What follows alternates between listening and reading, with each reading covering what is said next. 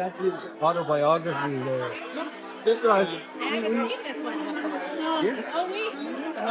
Yeah, he Is signed somebody's it. special copy? This is No, that's he that's signed But them it's all. signed by Yeah, Gary. yeah. For you, yeah. Amazing. And so yeah, we have that there for you. We have the Treaty of 1752. Oh, it's you. Thank you very much for that. Appreciate that. Thank you for coming. We have a platform as well as indigenous folks are seeing like a lot of opposing DFO, a lot of additional officers, wellness checks that are ending in death. These are the issues that we know you hear about. And one of the things that I think, like, you know, we need to really look at and hopefully vote, I think, is the economic rights that our people first envisioned in that 17th century. I have it highlighted there. It's a wide right, and that's how we existed in peace and friendship with those other nations in the Wampanoag Confederacy. That's how our people wanted to coexist with the nation of Canada. And really, if you analyze the history of Canada, the myth of like Terra Nullius and all this stuff, like when you look at where Canada really is born, it's in those treaties. It's in the treaties of like agreeing to share this space of peace and friendship, and we really want to bring that. And we really, unfortunately, have seen like blood and violence against our people, especially relating to truck houses, especially relating to Fisher. Yeah, like trading shops and stuff like that, which are selling anything between, well, fish, feather, fowl, any other such thing that said Indians shall have them there to dispose of, that they will dispose thereof to the best of their advantage. Hard work unlocks opportunities. That was focused on train, employ, and then sell the business to First Nations Inuit Métis people across the country. It started in Brunswick, started in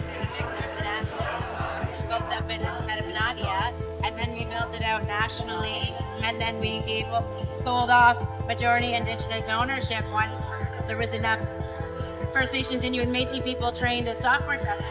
Doing that in Saskatchewan and Alberta is fascinating because they have modern treaty environments which are pretty different from our traditional treaty environments, and it was fascinating to see how they used their lands for economic development and how they built up development corps. What the Métis were doing in BC was really different from what we're trying to do here. So it's a process to try to bring some of those progressive ideas that BC and Alberta and others are doing and expose the Brunswick businesses to the best way forward. Partnerships and sharing, like you said, it's like finding new paths, giving over ownership. They figured it out perfectly at West. We still see what BC is learning from their process of recognizing treaty rights, and now they're trying to navigate a new path that way, and we're all learning. Your back decision, White Montgomery Justice Sophie Miller, she rules that Native Indians are selling more and you need to call one group.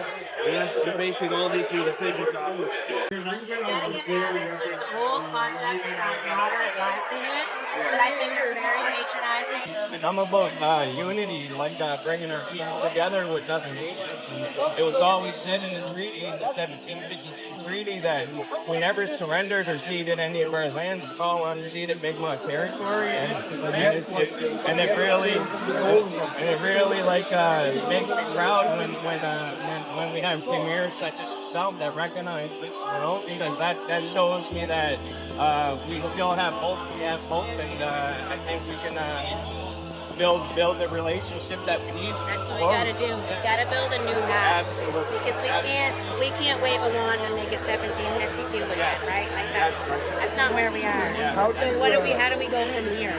We're also trying to figure out that how do we engage? And I'll give you a perfect example that we're wrestling with right now, right?